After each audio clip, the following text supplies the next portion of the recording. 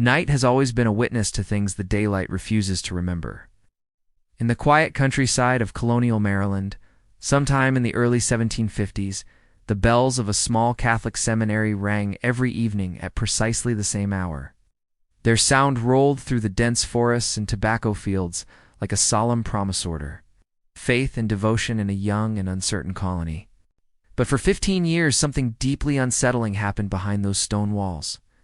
One by one, young priests began to disappear. Not one, not two, 17. 17 men devoted to God, gone without explanation. No bodies, no confessions, no official investigations. And most disturbing of all, no record that the Church ever acknowledged the disappearances. Tonight, we begin uncovering a story buried beneath centuries of silence, a story about faith, power, and a secret the Church may have tried to erase from history. Welcome to Liturgy of Darkness. If you love historical mysteries, forgotten conspiracies, and the hidden shadows of early America, make sure you subscribe, like this video, and join us as we uncover the truths history tried to bury. Because some of the darkest secrets in history were hidden in the holiest places. To understand how 17 priests could vanish without explanation, we must first return to a time when America itself was still fragile and uncertain. The year is somewhere around 1748. The British colonies along the eastern seaboard were expanding rapidly, but beneath the growth lay deep divisions. Religion shaped every layer of colonial life, determining who held power, who could vote, and even who could legally worship. In most colonies, Catholicism was treated with suspicion. England had spent generations fighting religious wars, and that fear crossed the Atlantic. Laws in several colonies restricted Catholic priests from openly practicing their faith. Some colonies even placed legal penalties on those who attempted to educate or convert Protestants. But Maryland was different. Founded in 1634 by the Calvert family, Maryland had been envisioned as a refuge for Catholics fleeing persecution in England. Though the colony eventually shifted toward Protestant control, Catholic communities remained deeply rooted in the countryside. Hidden chapels, missionary priests, and small religious schools quietly continued their work. Among them stood an institution known as Sacred Heart Seminary, built several miles outside the bustling port town of Annapolis. The seminary sat on a stretch of land surrounded by dense forest and farmland. Officially, it existed to educate young Catholic men, preparing for the priesthood, training them in theology, Latin, philosophy, and the discipline expected of servants of God. But to the outside world, Sacred Heart was something of an enigma. Few records from the colonial period described the seminary in detail. Visitors rarely stayed long. Locals, according to scattered diaries and letters preserved in colonial archives, often spoke of the place in uneasy whispers. Still, in the late 1740s and early 1750s, Sacred Heart was considered a respected institution within Maryland's Catholic community. Young men arrived from across the colonies, Virginia, Pennsylvania, even distant parts of New France, to begin their religious education. They were idealistic, devout, committed to lives of service. Most were in their early 20s. Many would never be seen again. The first disappearance seemed like an unfortunate accident. A young seminarian who had recently completed his final vows simply failed to appear for morning prayer. At first, the faculty assumed he had wandered into the nearby woods for meditation, a common practice among students seeking solitude. But when the man failed to return by nightfall, the seminary organized a search. Lanterns moved through the trees. Students and priests called his name through the darkness. Nothing. No footprints beyond the path. No signs of struggle. No personal belongings. He had simply vanished. Colonial life was harsh, and disappearances were not unheard of. The frontier forests were vast and dangerous.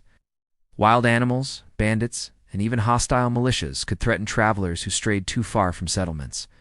So the seminary leadership quietly closed the matter. The young man was presumed lost in the wilderness. Life continued. But then it happened again, and again. Over the next 15 years, 17 priests connected to Sacred Heart Seminary disappeared. Some vanished shortly after completing their training. Others disappeared while serving within the seminary itself. In nearly every case, the circumstances were eerily similar. No witnesses, No evidence of violence, no official record explaining what had happened. More troubling still, colonial records that do survive suggest that local authorities were rarely informed. The disappearances were handled internally by the church, and in several surviving correspondences between colonial officials, we find hints that certain inquiries into the seminary were quietly discouraged. Why would a religious institution hide something like this? What could possibly be happening inside Sacred Heart Seminary that required such secrecy, and why did it continue for so long? The truth begins to surface through a single surviving journal, a journal written by a man who may have come dangerously close to uncovering the secret. His name was Father Jonathan Hale. Hale arrived in Maryland in 1762, transferred from a small missionary parish in Pennsylvania. By the time he reached Sacred Heart Seminary, the disappearances had already been occurring for more than a decade, yet almost no one spoke about them openly. Hale was known among his peers as a careful observer, a man who recorded nearly everything he witnessed. His journals describe colonial life in remarkable detail, the politics of the British colonies, the tension between Protestant and Catholic communities, and the daily routines within the seminary walls. At first, Sacred Heart seemed peaceful to him. Quiet halls, disciplined students, strict schedules of prayer and study. But over time, Hale began noticing things that didn't quite make sense. Names missing from official records, rooms that had clearly been occupied, but were suddenly empty, and conversations that stopped abruptly whenever certain topics were mentioned. Then one evening, while reviewing the seminary's enrollment ledger, Hale discovered something disturbing. A pattern. 17 names. 17 men who had once lived, studied, and prayed inside Sacred Heart. And according to the records, none of them had ever officially left. No transfer, no death certificate, no documentation of reassignment. They simply ceased to exist within the records of the church. Hale wrote in his journal that night, "Either the wilderness has swallowed 17 servants of God, or someone wishes history to forget them." What Father Hale did next would place him directly in the path of a secret that may have been guarded for generations. Because Sacred Heart Seminary was not merely a school, some believed it was hiding something far older and far darker than anyone in colonial Maryland could have imagined. But before we uncover what Hale discovered within those walls, we need to understand the world he was stepping into, a world shaped by colonial power struggles, religious tension, and a church that sometimes protected its secrets at any cost. And the deeper Hale looked into Sacred Heart's history, the more dangerous his questions became. But that part of the story is only beginning. Before we continue, take a moment to support the channel. If you enjoy cinematic historical mysteries like this one, make sure to subscribe to Liturgy of Darkness, like the video, and share it with someone who loves uncovering the hidden chapters of history. Your support helps bring these forgotten stories back into the light. And now, we want to hear from you. What do you think could cause 17 priests to vanish without a trace from a single seminary, secret society within the church, a cover-up tied to colonial politics, or something even darker hiding beneath the walls of Sacred Heart? Tell us your theory in the comments, because in Part 2, we'll begin examining Father Jonathan Hale's investigation and the disturbing clues he uncovered inside Sacred Heart Seminary. Clues that suggest the disappearances were not accidents. They were part of something planned, something hidden, something the church may have tried very hard to erase. You're watching Liturgy of Darkness, where we uncover the hidden sins buried beneath history's sacred walls. And this story is only beginning. The winter of 1762 settled heavily over Maryland. Cold winds rolled in from the Chesapeake Bay, pushing through the tobacco fields and pine forests that surrounded the isolated grounds of Sacred Heart Seminary.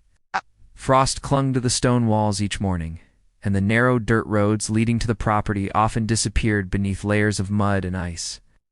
To an outsider, the seminary appeared peaceful. A modest chapel stood at its center, its wooden cross rising above the surrounding buildings. Small dormitories lined the eastern courtyard, while a long 2-story stone hall housed classrooms, a refectory, and the seminary library. But Father Jonathan Hale had begun to feel that something beneath the calm surface was deeply wrong. Colonial Maryland in the mid-18th century was a complicated place for a Catholic priest. Although the colony had once been founded as a Catholic refuge, Protestant political power had steadily grown since the late 1600s. Laws passed by the Colonial Assembly limited Catholic political influence, and many Catholic institutions operated quietly to avoid drawing attention. Priests were respected within their communities, but they also lived under a constant shadow of suspicion. Seminaries like Sacred Heart were therefore careful about how they operated. Records were kept privately. Visitors were controlled. Many of the seminary's financial dealings were handled through Catholic plantation owners scattered throughout the countryside. Most of the wealth supporting Sacred Heart came from tobacco plantations owned by Catholic families. Tobacco was Maryland's lifeblood during this period, traded across the Atlantic, and taxed heavily by British authorities. Plantation owners donated money and land to the church, ensuring that priests could continue their work in a colony where their influence was steadily shrinking. Hale understood this delicate balance well. But what he could not understand is why so many priests connected to Sacred Heart had simply vanished. In the weeks following his discovery of the missing names in the seminary ledger, Hale began studying every document he could find within the library archives. Sacred Heart possessed one of the largest collections of religious manuscripts in the colony. Shelves filled with Latin texts, theological debates, missionary journals, and records from Catholic parishes across North America lined the dimly lit reading room. The library itself was older than most of the buildings on the property. According to the seminary's official records, it had been constructed in the early 1700s by French missionaries traveling south from New France. Its thick stone walls and narrow windows made it feel more like a fortress than a place of study. It was there late one evening that Hale first encountered the letters. They were hidden inside a wooden chest beneath several volumes of Latin scripture. At first glance, the letters appeared ordinary correspondence between church officials discussing missionary assignments and seminary funding. But as Hale read further, he noticed something unusual. Certain phrases appeared repeatedly, short sentences written in Latin that seemed oddly out of place. One line read, "Custodis silenti servant quod sub terra mane." The guardians of silence protect what remains beneath the earth. Hale frowned when he first read it. Religious language often used metaphor and symbolism, but something about the sentence felt deliberate. More troubling was the fact that the phrase appeared in multiple letters written years apart by different priests. Another letter, dated 1753, contained a similar line, "Those who seek the truth must descend where the stone remembers." Stone remembers. The phrase lingered in Hale's mind long after he finished reading. Over the next several nights, he carefully examined dozens of documents stored within the library. Patterns began to emerge. Several priests who later disappeared had written letters referencing the foundation, the old chamber, and the lower chapel. Yet, nowhere in the official architectural plans of Sacred Heart did such spaces exist. According to the seminary records, the property consisted of only the chapel, dormitories, classrooms, and library. Nothing beneath them. But Hale was not convinced. Colonial buildings were often modified over time. Secret passages and storage rooms were not unheard of, particularly in Catholic institutions that had once needed to hide their activities during periods of persecution. And Sacred Heart had been standing for more than 50 years. Something had been built beneath it. The records might never have been preserved. Hale decided to begin studying the architecture of the seminary itself.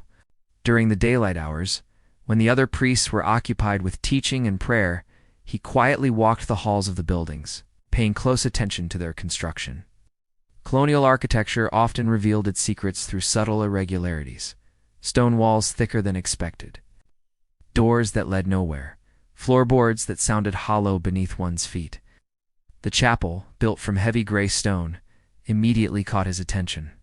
Unlike the other buildings, its foundation appeared unusually deep. The outer walls extended several feet below the ground, forming a structure that seemed far stronger than necessary for a small colonial church. Hale also noticed something peculiar behind the altar. A section of the stone wall had clearly been repaired at some point in the past. The masonry was slightly different, older stones replaced with newer ones that did not quite match the surrounding structure. When he asked one of the senior priests about the repair, the man simply said it had been done after a storm many years earlier.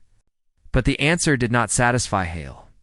Storm damage rarely required rebuilding interior stone walls. Something else had been sealed there. His suspicions grew stronger one evening while attending the seminary's evening prayer. As the candles flickered inside the chapel, Hal noticed that one of the senior administrators, Father Matthias Corwin, remained unusually close to the altar throughout the service. Corwin was a powerful figure within the seminary. Older than most of the priests, he had served at Sacred Heart for decades and was widely respected among the Catholic landowners who funded the institution. But Hale had also noticed something else about him. Whenever the missing priests were mentioned in conversation, Corwin's expression hardened. Not with grief, with warning. Over the following days, Hale quietly asked several younger seminarians if they had ever heard rumors about hidden rooms within the seminary. Most dismissed the idea immediately, but one student hesitated before answering. Late one night in the dormitory corridor, the young man whispered something that made Hale's blood run cold. He said that occasionally, after midnight, he had heard movement beneath the chapel floor. Not footsteps. Something heavier. Like stone being dragged across stone. The student admitted he had once tried to investigate, but the next morning Father Corwin had summoned him privately and warned him never to wander near the chapel after dark again. Hale returned to the library that night with renewed urgency. He reopened the chest containing the coded letters and began reading them more carefully. This time he noticed something he had missed before. At the bottom of several pages, faint markings had been drawn in the margins, tiny symbols resembling architectural diagrams. Lines, angles, a rough circular shape. It was not a full map, but it appeared to represent something beneath the seminary. A hidden structure, possibly underground. At the center of the drawing was a single Latin word written in darker ink. Custodier. Containment. Hale stared at the word for a long time. Containment of what? He began copying the symbols into his journal, trying to piece together their meaning. The deeper he studied them, the more he became convinced that the seminary was built over something far older than the colonial buildings above it. Something the church had intentionally hidden. But the most disturbing discovery came several days later. While searching through a stack of financial records from the early 1750s, Hale found an entry that made no sense. A payment had been made to a group of laborers for stone excavation and reinforcement beneath the sanctuary. The date of the payment corresponded exactly with the year of the third priest's disappearance. Holly read the entry again and again. Why would the seminary be excavating beneath the chapel at the same time priests were vanishing? And why had those modifications never been recorded in the official building plans? That night, long after the other priests had retired, Hale returned quietly to the chapel. Moonlight filtered through the tall windows, casting pale beams across the stone floor. The building was silent. He walked slowly toward the altar. His eyes drifted to the section of wall that had once been repaired. For several minutes he simply stood there, listening. Then he heard it. A faint sound, not wind, not footsteps. A low grinding noise. Somewhere beneath the stone floor, Hale's heart began to pound. He knelt near the altar and placed his hand against the cold stone tiles. The vibration was subtle, but unmistakable. Something was moving below the chapel. And suddenly Hale understood something terrifying. The missing priests had not wandered into the forest. They had not been lost. They had gone down. Down into whatever hidden chamber existed beneath Sacred Heart Seminary. And someone within the church had been sending them there. But before Hale could step away from the altar, another sound echoed inside the chapel. A door creaked open behind him. Slowly Hale turned. Standing in the shadows near the entrance was Father Matthias Corwin, watching him, and in Corwin's hand was a lantern. Its light revealed a cold expression on the older priest's face. For a long moment neither man spoke. Then Corwin said quietly, "You should not be here tonight, Father Hale." Hale felt a chill run through him, because in that moment he realized something that would change everything. Father Matthias Corwin did not seem surprised to see him. He seemed prepared. The lantern light flickered across the stone floor of the chapel. For a moment, Father Jonathan Hale did not move. Neither did Father Matthias Corwin. The silence between them felt heavy, almost deliberate, as if the ancient walls themselves were listening. Corwin stepped forward slowly. The older priest's lantern cast long shadows across the altar and the repaired section of wall behind it. His voice remained calm. "You seem to have developed a habit of walking the seminary after midnight," Corwin said quietly. Hale straightened. "I could say the same, Father." A faint smile appeared on Corwin's face. But it was not the smile of a man amused. It was the smile of someone measuring a situation. The lantern light illuminated his sharp eyes. "You are new here," Corwin continued. "Sacred Heart has traditions. Certain places are not meant to be disturbed." Hale glanced briefly toward the stone floor beneath the altar. "I was only praying." Corwin followed his gaze. For the briefest moment, something cold passed across his expression. Then it vanished. "Prayer," he said softly, "is always welcome here." But his tone suggested the opposite. For a few seconds longer, the two priests stood facing one another. Then Corwin gestured toward the chapel door. "You should rest, Father Hale. Morning prayers begin early." The message was unmistakable. Leave Hale walked past him without another word.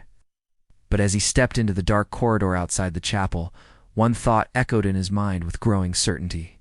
Father Corwin knew, not only about Hale's suspicions, but about the hidden chamber beneath the seminary, and whatever existed there. From that night forward, the atmosphere inside Sacred Heart changed, subtly, almost imperceptibly. But Hale could feel it. The conversation stopped when he entered a room. Students who had once greeted him warmly now spoke less freely in his presence. And more than once he noticed someone watching him from the far end of a hallway before quickly turning away. At first, he tried to dismiss it. Colonial religious communities were close-knit, and outsiders often required time to earn trust. But within days, the pattern became too clear to ignore. He was being observed. One afternoon in the library, Hale found that several of the letters he had previously examined were no longer where he had left them. The wooden chest had been rearranged. Several documents had vanished entirely. No explanation was offered.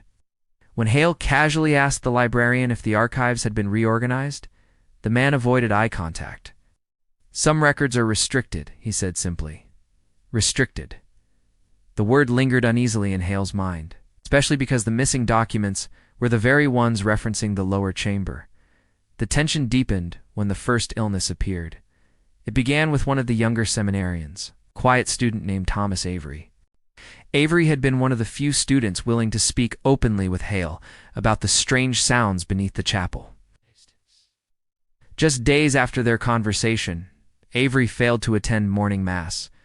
By evening, word spread that the young man had become suddenly ill. Hale visited the dormitory to see him. The sight that greeted him was unsettling. Avery lay in bed, pale and trembling, his skin damp with fever. His breathing came in short, shallow bursts. The attending priest claimed it was merely a seasonal sickness, but Hale noticed something unusual. Dark bruising along Avery's wrists, marks that looked almost like restraints. When Hale quietly asked how the injuries had occurred, the attending priest answered quickly. "He fell during the night." Avery, barely conscious, whispered something as Hale leaned closer. 3 words, "Don't go below." Then the young man lost consciousness again. Hale left the dormitory with a growing sense of dread. The next morning, Avery was gone. The official explanation was simple. His condition had worsened, and he had been transferred to a parish in Annapolis for treatment. But no one could tell Hal which parish. And no carriage had been seen leaving the seminary grounds. Another name, another disappearance. That evening, Hale returned to his quarters. His room was small, furnished only with a narrow bed, a wooden desk, and a single window overlooking the courtyard. He immediately sensed something was wrong. The room had been searched. His journal sat open on the desk. Pages had been turned. Someone had read his notes. Carefully, Hale examined the room. Nothing had been taken. But something had been left behind. Folded neatly on the desk was a small piece of paper. No signature, no name. Only a short message written in Latin. Silentium serva. Si vivervir. Vis. Keep silent. If you wish to live. Hale read the words again and again. It was not a warning from a friend. It was a threat. Over the following days, Hale began noticing signs that Sacred Heart Seminary contained far more secrets than he had first imagined. Late at night, footsteps echoed through corridors that should have been empty. Lantern lights moved through the courtyard long after the students had retired. Once, while walking near the chapel, Hale saw 2 senior priests carrying a heavy wooden crate toward the building. The crate appeared to be reinforced with iron bands. He watched from the shadows as they disappeared inside.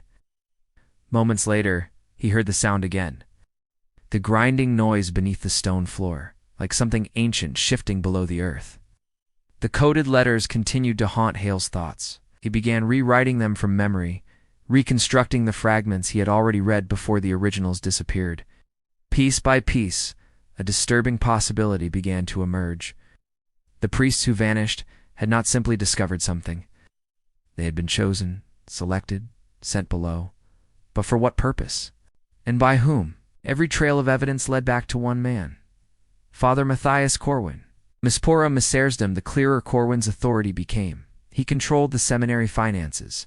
He oversaw building maintenance. Most importantly, he controlled access to the chapel after dark. Even the other priests seemed cautious around him, almost deferential, as though they feared him. One evening, while studying the financial ledgers again, Hale uncovered another strange entry. This one dated from 1758. A payment made not to laborers, but to a blacksmith. The description of the work was brief.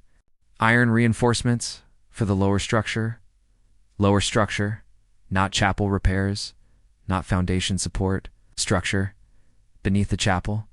Hale felt a chill spread through him. This thing had been built below Sacred Heart, something strong enough to require iron reinforcement, and something the church had spent years maintaining in secrecy. That night, sleep did not come easily. Sometime after midnight, Hale was awakened by a faint noise outside his window. At first he thought it was wind, then he realized it was footsteps. He rose quietly and moved to the window. Two figures were crossing the courtyard below. Both carried lanterns. One of them was unmistakable. Father Matthias Corwin. The second figure was dragging something heavy, a long shape wrapped in cloth. The men disappeared into the chapel. Seconds later, the lantern light inside flickered through the stained glass windows. Hale did not hesitate. This time he followed. The chapel door creaked softly as he slipped inside. The interior was dim, lit only by a few candles near the altar. But the stone floor was no longer silent. The grinding sound had returned. Louder now. Hale approached the altar slowly, and then he saw it. The section of repaired stone behind the altar had been opened. A narrow passage stood revealed. Stone steps descending into darkness. From below came the echo of voices, and something else. A deep metallic clanging. Like iron striking iron, Hale moved closer to the entrance, just enough to see down the staircase. What he saw made his heart stop, because several priests stood below, including Father Corwin. And between them, bound in chains, kneeling on the stone floor, was a man Hale recognized immediately. Thomas Avery, the student who had supposedly been transferred to Annapolis. Avery looked weak, barely conscious, but alive. One of the priests lifted the iron chains. Corwin raised his hand, and then he spoke words Hale would never forget. Prepare him. The chamber must remain sealed. Hale stepped back into the shadows, his pulse racing. Now he knew. The missing priests had not disappeared. They had been taken below, to the hidden chamber beneath Sacred Heart Seminary, and whatever waited there required sacrifices. But as Hale turned to retreat quietly from the chapel, a floorboard creaked beneath his foot. The voices below fell silent. Lantern light suddenly rose toward the staircase, and Father Corwin's voice echoed upward from the darkness, cold, certain, and terrifyingly calm. Father Hale. A pause followed. Then footsteps began climbing the stone stairs. Slowly, one step at a time. You should come down here, Corwin said. Since you are so curious, the lantern light grew brighter, and in that moment, Hale realized something with chilling clarity. The secret beneath Sacred Heart Seminary was about to reveal itself, whether he wanted it to or not. The lantern light climbed the staircase slowly. Each step echoed through the hidden passage beneath the chapel. Father Jonathan Hale stood frozen in the shadows near the altar, his heart beating so loudly he feared the men below might hear it. For several seconds, time itself seemed to pause.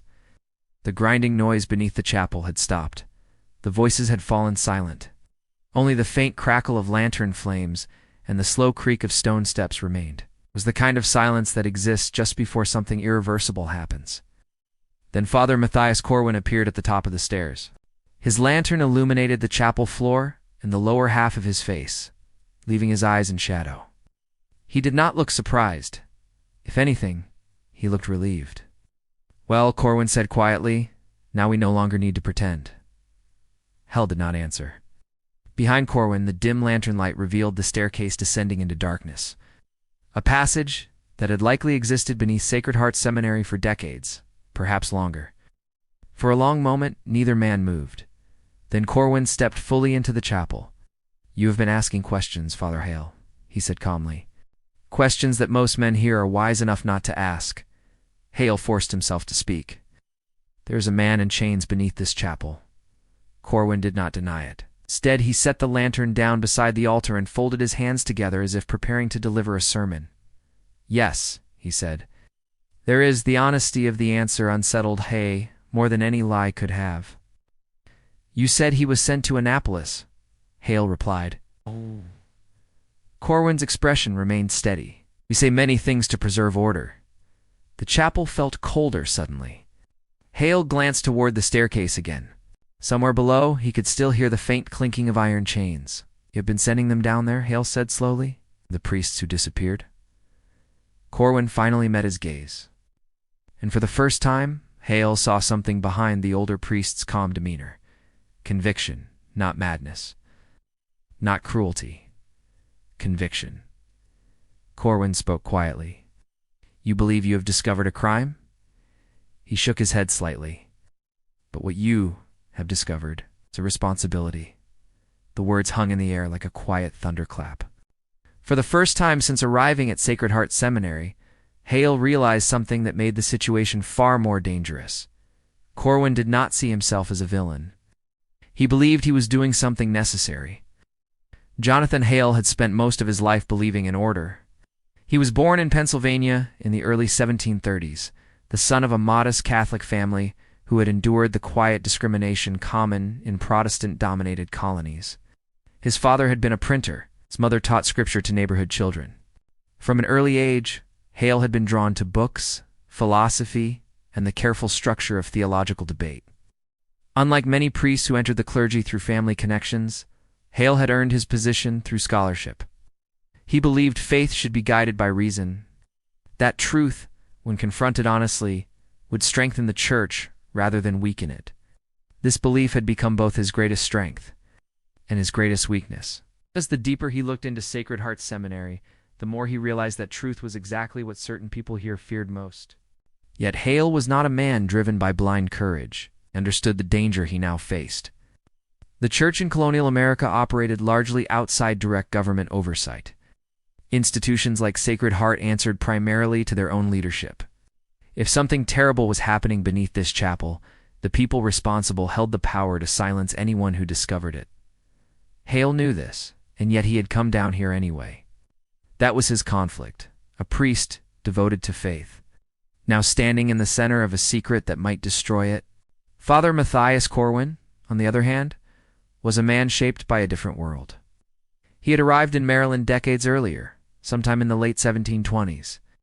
During a period when Catholic institutions faced growing hostility across the British colonies, Corwin had seen churches burned in neighboring territories.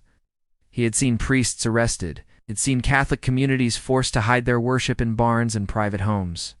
To him, survival had always required secrecy. Sacred Heart Seminary was not simply a place of learning. It was a sanctuary, a fortress. And beneath that fortress was something Corwin believed must never be allowed to escape. "You think we are monsters?" Corwin said quietly. "But you have not yet asked the most important question." Hale stared at him. "And what question is that?" Corwin's eyes flickered toward the staircase. "What do you think is down there?" The question lingered in the air, because until that moment, Hale had focused only on the disappearances, the sacrifices, the lies. He had not yet considered the possibility that the priests of Sacred Heart were not hiding something for power, but containing something for protection. Corwin continued. "The men you speak of, the 17 priests." He paused. "They did not vanish by accident." Hale's chest tightened. "They were chosen." The words felt like ice sliding through the room. "Chosen for what?" Hale asked. Corwin did not answer immediately. Instead, he looked around the chapel slowly. At the altar, at the ancient stone walls, at the floor beneath their feet. "This place was not built by the church," he said. Not originally. Hale felt a chill. The French missionaries who founded this seminary discovered something here. Corwin's voice dropped slightly. Something buried long before the colonies existed. Something older. The implications settled heavily between them. Corwin continued. They built Sacred Heart above it for a reason. Hale swallowed. To hide it? Corwin shook his head. To guard it. But Sacred Heart Seminary was not controlled by Corwin alone. Other priests lived and worked within its walls. Men who had gradually learned fragments of the truth. Some had accepted the responsibility. Others had simply chosen silence. Fear played a powerful role. In colonial communities, loyalty to the church often meant loyalty to its secrets. Many of the supporting priests believed Corwin was protecting them, protecting the colony, protecting the world beyond the forests of Maryland. But not all of them were convinced. Some were terrified. Others avoided the chapel after dark entirely. The disappearance of the 17 priests had created a quiet division within the seminary. A divide between those who believed the sacrifice was necessary and those who feared they might someday be chosen next. Thomas Avery had likely discovered too much.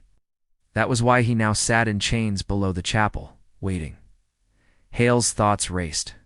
You expect me to believe that imprisoning a student beneath this building is somehow righteous? Corwin's expression hardened slightly. I expect you to understand the cost of ignorance. For a moment, the two men simply stared at one another. Then Corwin spoke again. You think we chose this burden? His voice carried the weight of decades. The first priests who discovered the chamber tried to seal it completely. He gestured toward the staircase. They failed. Hale felt his stomach tighten. What is in that chamber? Corwin hesitated. For the first time since the conversation began, uncertainty crossed his face. As I said, he replied quietly, you are asking the wrong question. Hale took a step closer. And tell me the right one. Corwin held his gaze. It's the right question, he said slowly, is what happens if it opens. For several seconds, neither man spoke. The silence felt heavier now, almost suffocating. Hale looked again toward the dark staircase. Thomas Avery was still down there, alive, possibly suffering. And whatever secret Sacred Heart Seminary had been guarding for decades, it had already claimed 17 lives, perhaps more. Hale finally understood the true moral dilemma before him. If Corwin was telling the truth, exposing the secret might unleash something far worse. But if Corwin was lying, then the church itself had become the jailer of innocent men. Faith demanded obedience, but conscience demanded truth. And for the first time in his life, Father Jonathan Hale realized those two things might not always align. Corwin lifted the lantern again.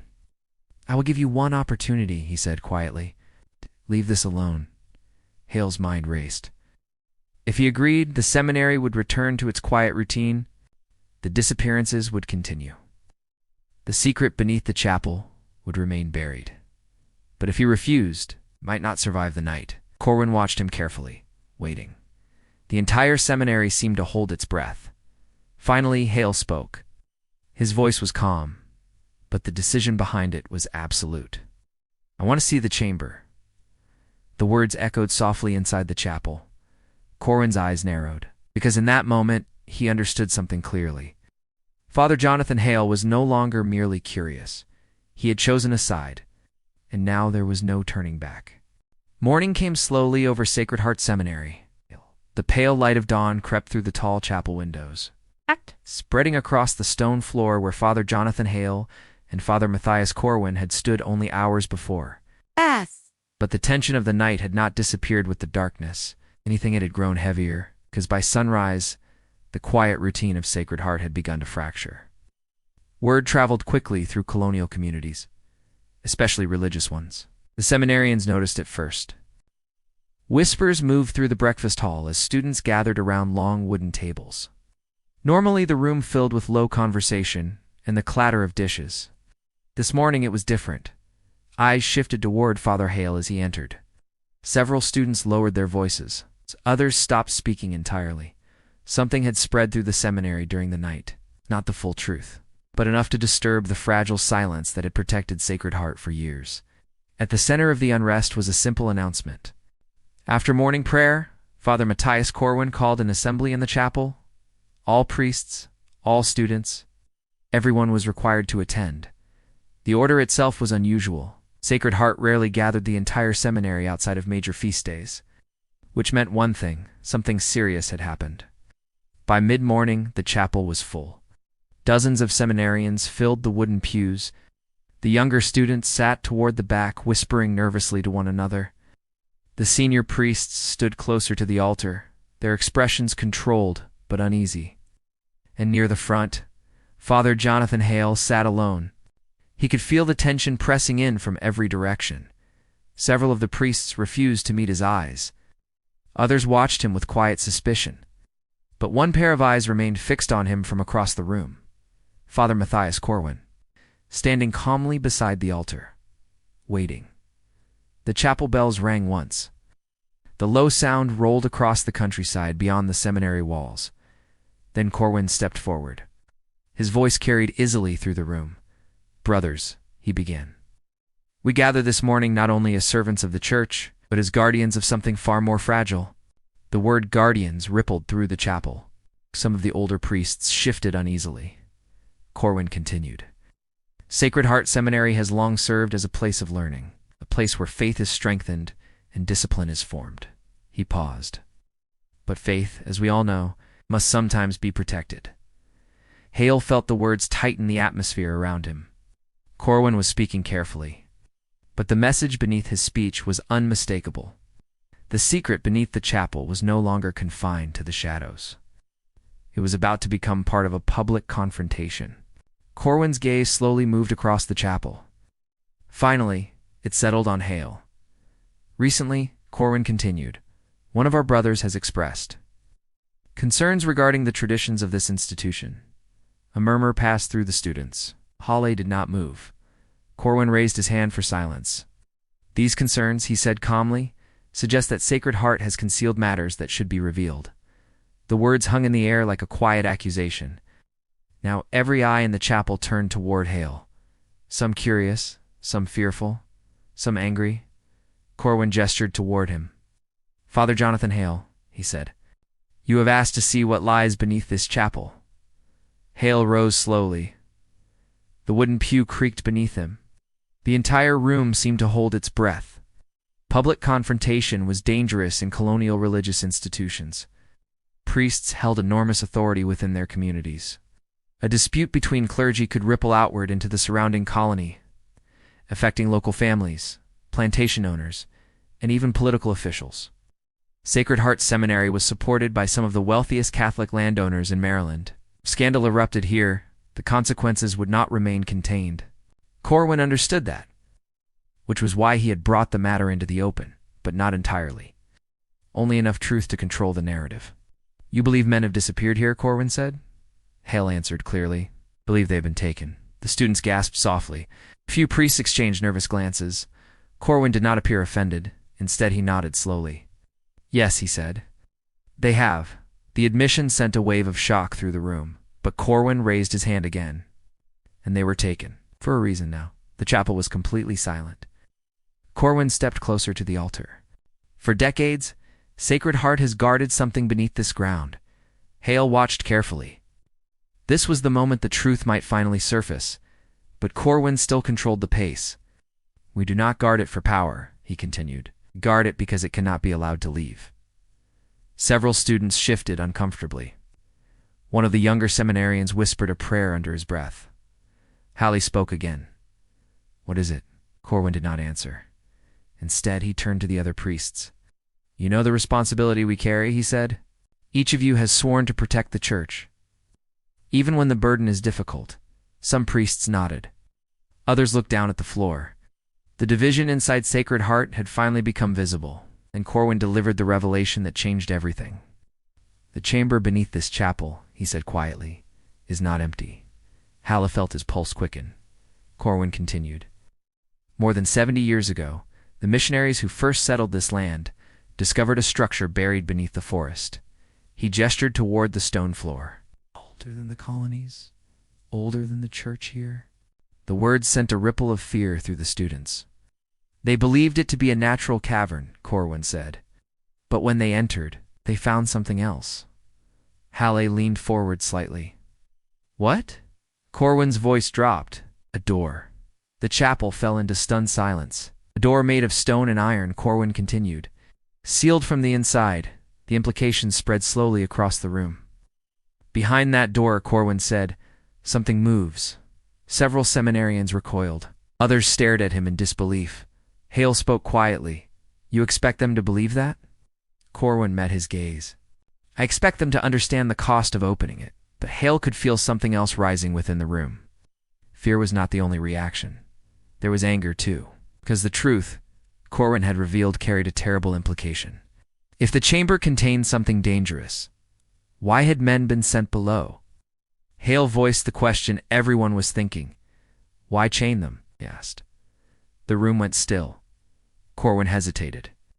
For the first time since the assembly began, uncertainty flickered across his face. Then he spoke the words that shattered the remaining illusion of control. Because the door requires witnesses. The students stared at him. Hale felt a cold realization form in his chest. You mean sacrifices? Corwin did not deny it. The chapel erupted in whispers. Shock, fear, anger. The secret was no longer a rumor. It was real. And everyone in the room now understood something terrifying. Sacred Heart Seminary had been sacrificing priests for decades, not to worship something, but to keep something contained. But Hale noticed something else. The revelation had created panic among the students. Fear spreads quickly in isolated communities. And Sacred Heart Seminary was suddenly full of terrified young men who realized they might someday be chosen. Hale looked around the chapel. The consequences of the secret were already unfolding. Faith was turning into doubt. Trust was becoming fear. And outside the seminary walls, the surrounding Catholic community depended on these priests for guidance. If this secret spread beyond Sacred Heart, it could destroy the church's fragile position in Colonial Maryland. This was bigger than Corwin, bigger than Hale, bigger than the seminary. The entire colony could be affected. Then the turning point came. A voice spoke from the back of the chapel. Weak, but unmistakable. Then open it. Every head turned. The chapel doors had opened quietly behind them. Standing there, barely able to stand, was Thomas Avery, the student who had been chained beneath the chapel, bruised, pale but alive. Two seminarians rushed forward to support him. Avery's eyes burned with exhaustion, but also defiance. You say the door must remain sealed, he said hoarsely. Then let everyone see it. The chapel erupted again. Students shouted. Priests argued. The fragile silence of Sacred Heart had finally collapsed. Hal looked at Corwin. The older priest's calm mask had cracked. Because Avery's return had created a problem he could not easily control. The secret was no longer hidden. The seminary was no longer obedient. And the door beneath the chapel was about to become the center of something far more dangerous than secrecy. Corwin finally spoke again, but this time his voice carried a darker edge. If that door opens, he said quietly, you will wish we had kept the secret. The words echoed across the chapel, and in that moment, Father Jonathan Hale realized the situation had reached a point of no return. Because the crowd inside Sacred Heart Seminary had already made its choice. They were no longer afraid of the secret, they were afraid of the silence. And someone stepped forward with a lantern, moving toward the altar. Toward the hidden staircase.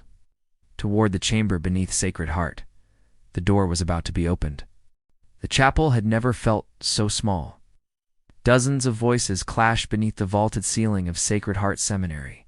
Seminarians argued in frightened whispers. Priests spoke urgently to one another near the altar. The quiet order that had governed the institution for decades had fractured in a matter of minutes. At the center of the chaos stood Father Jonathan Hale, and across from him, Father Matthias Corwin. Between them lay the stone altar, suspended beneath it, the staircase descending into darkness. The secret that had lived under Sacred Heart for 70 years was no longer hidden. Now it demanded an answer. Thomas Avery leaned weakly against two seminarians near the back of the chapel. His face was pale, but his eyes were fixed on Corwin. You said the door must remain sealed, Avery repeated hoarsely. Then let us see it. A ripple of agreement moved through the room. It's not loud, but undeniable. Fear had ruled Sacred Heart Seminary for decades. Now something else had replaced it, doubt. And doubt spreads faster than fear. Corwin raised his hand, trying to restore silence. For a moment, the chapel quieted again. His voice was steady, but the strain beneath it was clear. "You believe this is a matter of curiosity?" he said slowly. "You believe the truth will set you free?" He shook his head. "The truth beneath this chapel will not free you." He gestured toward the stone floor. "It will destroy you." Several of the younger seminarians shifted uneasily, but Hal stepped forward. "Then show us." The words carried across the chapel like a challenge. Corwin studied him carefully. "You still believe this is about corruption," he said. "You think we hid this secret to protect ourselves?" Hal did not answer immediately, because he no longer knew if that was entirely true. But he did know something else. "You took men," Hal said quietly. "You chained them below this chapel. They cannot remain hidden." The chapel fell silent again. For several seconds, no one spoke. Then Corwin exhaled slowly. The expression on his face changed. Not anger, not fear. Something closer to resignation. "You believe opening that chamber will bring justice?" he said.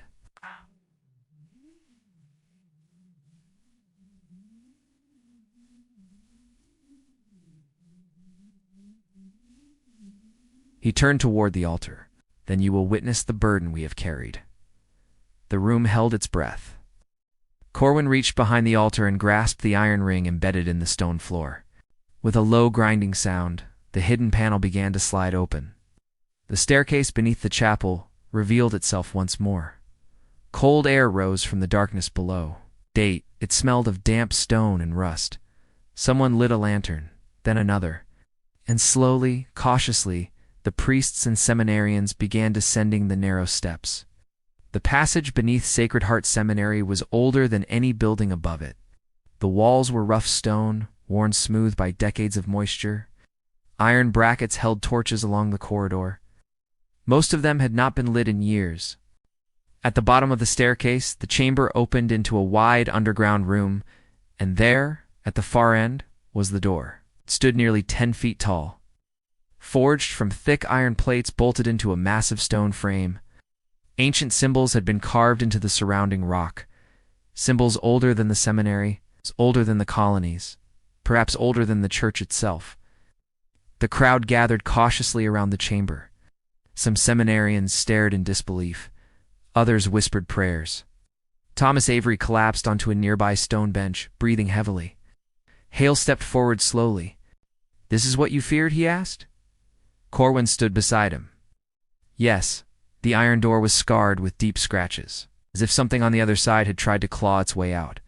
Hale ran his hand along the cold metal. "You built chains for men," he said quietly. "But not for this." Corwin's voice lowered. "Chains for men were necessary, because the door does not remain sealed on its own." Hale turned toward him. "What do you mean?" Corwin gestured toward a series of iron mechanisms attached to the door's locking frame. Heavy levers, counterweights, and something else. A deep circular slot built into the stone floor. "This door opens periodically," Corwin said. "No matter how tightly it is sealed." Hale frowned. "That makes no sense." Corwin met his eyes. "It does if something is pushing from the other side." The chamber grew colder. One of the seminarians gasped softly. Another whispered a prayer. Hale stepped closer to the door. "Then why the chains?" Corwin hesitated. Then he answered, "Because someone must hold the mechanism closed." The realization spread slowly through the room. The chains had not been for punishment. They had been anchors. 17 priests, forced to sit in place, holding the counterweight that kept the door shut. Human locks. Avery stared at the mechanism in horror. "You used them." Corwin did not deny it. "We protected the world beyond this forest." The room erupted in anger. Several seminarians shouted. A few priests tried to calm them. But Hal remained focused on the door. "What happens if the mechanism fails?" he asked. Corwin's voice was quiet. "Then the door opens." Hale looked again at the claw marks, and suddenly a sound echoed from the other side. A faint metallic scrape. Everyone froze. Another sound followed. A slow, dragging movement. like something heavy shifting in darkness. The chamber fell completely silent. Even Corwin's face lost its composure. "Step back," he said sharply. But it was already too late. The iron door trembled, not violently, but deliberately. Something was testing it from the other side. Several seminarians stumbled backward. A lantern dropped to the floor and shattered. Shadows danced wildly across the chamber walls. Hale stood motionless, listening, waiting. The sound continued for several seconds. Then it stopped. The door fell silent once more. No one moved. No one spoke. The entire chamber seemed to breathe again.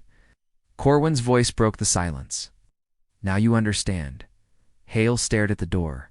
Whatever lived beyond it had not escaped. But it had not been idle either. For decades, perhaps centuries, it had waited. And the men of Sacred Heart had held it back with nothing but faith, fear, and human bodies. The realization settled over the room like winter frost. This secret was real, and the sacrifices had not been imagined. The confrontation that followed lasted hours. Arguments filled the chamber. Some priests demanded the door be destroyed. Others insisted it must remain sealed at all costs. A few seminarians wanted to abandon the seminary entirely. But one truth had become clear. The system Corwin had maintained could no longer continue. Sacred Heart Seminary had been built on secrecy. Now it would have to survive the light. Hale made the final decision. The chains would never again hold a human prisoner. Instead, the priests of Sacred Heart would reinforce the mechanism with iron supports and rotating watch shifts. No more sacrifices. Corwin did not argue. For the first time in decades, the burden he had carried was no longer his alone, but neither was the danger. The years that followed, Sacred Heart Seminary changed. Records from the late 1760s show extensive construction beneath the chapel. New iron braces, reinforced stone, permanent locking systems. Disappearances stopped, but the chamber remained, and the door remained sealed. Father Matthias Corwin died several years later. His role in the secret was never publicly recorded. Father Jonathan Hale continued serving the church for decades. His journals described the discovery beneath Sacred Heart, but only in fragments. Even he never wrote what he believed truly lived behind the iron door, because some mysteries resist explanation. Even centuries later, historians still debate the story. Some believe the chamber was simply a misunderstood natural cave. Others suspect the events were exaggerated by frightened witnesses. But the seminary records confirm one fact. 17 priests disappeared between 1747 and 1762, and after the chamber was reinforced, no priest ever vanished again. Today, the land where Sacred Heart Seminary once stood is quiet. The chapel itself no longer exists. Only fragments of the stone foundation remain, and somewhere beneath those foundations, buried beneath centuries of soil and silence, there may still be a door, waiting, listening, remembering. Faith has always been a powerful force in history. But faith without accountability can become something else entirely. Power, secrecy, and the quiet belief that the ends justify the means. Sacred Heart Seminary reminds us that even sacred institutions are built by human hands, and human hands are capable of both protection and corruption. But perhaps the most haunting question is the one history never answered. Not what the priests did, not why they did it, but what they were trying to hold back. Because if the records are true, something beneath that chapel was strong enough to push against iron for 70 years, and patient enough to wait even longer. The final truth may never be known, but the silence beneath Sacred Heart remains, and somewhere in the darkness, something may still be waiting. What do you believe was truly buried beneath those foundations?